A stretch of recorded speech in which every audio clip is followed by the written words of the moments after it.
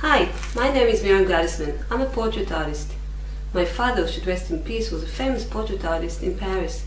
He used to take all his equipment from the house of one client to the other client. He used to pose for him, and that's how he gradually advanced on painting their portraits. When he came to Israel as a new immigrant, there were some people in Israel that took advantage of him being an Oleh Chadash. He wasn't so familiar with the system here.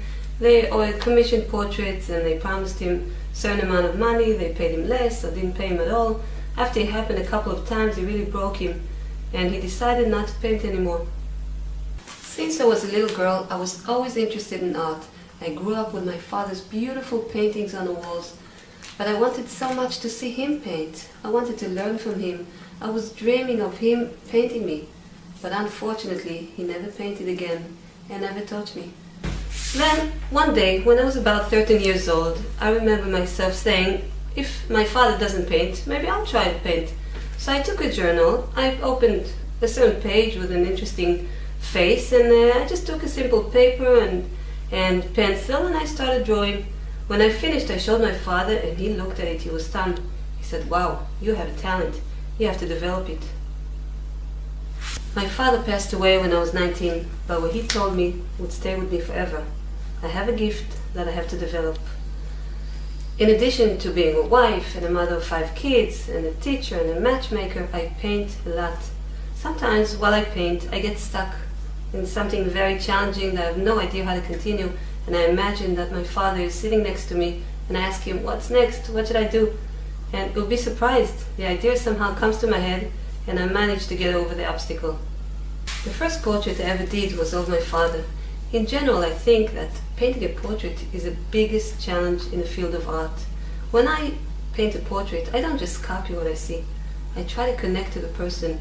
I try to express his personality, his temperament, his energies. It's extremely challenging and difficult. And I'm so thankful to God that gave me the amazing gift, the ability of doing it.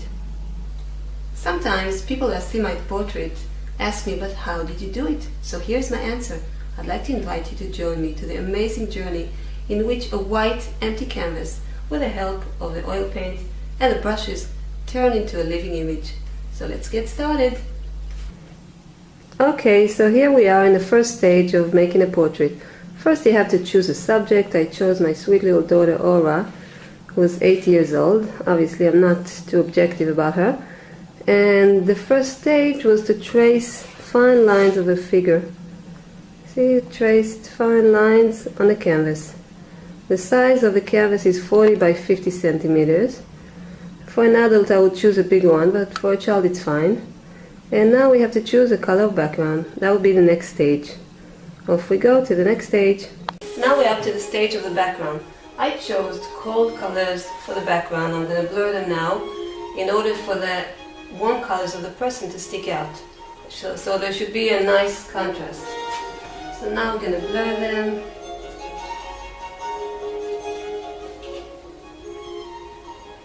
Blur them very gently to have a unified, nice layer of different colors. So now we're ready for the next stage to start working on the person's face. So now I'm up to the stage of the basic, developing the first layer of the face.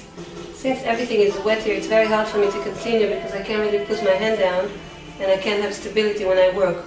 So we're going to have to wait for the first stage, first layer to dry. It's going to take like 5 or 6 days, and then I'll have to continue to the next stage of developing the face.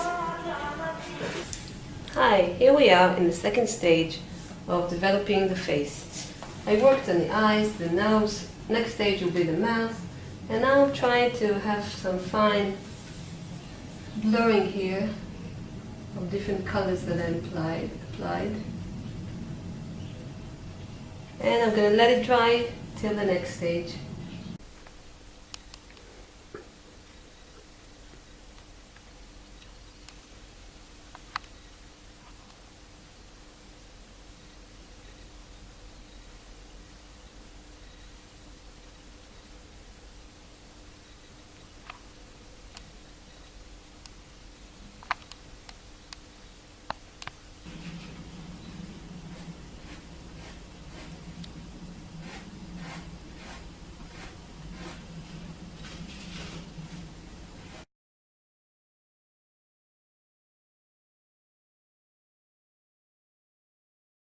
That's it. We reached the last stage of the painting.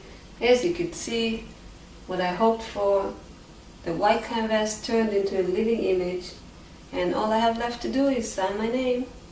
I'll be very happy if you could leave your email and name underneath this video, and I'll be happy to share with you my next project. See you in the next video. Bye.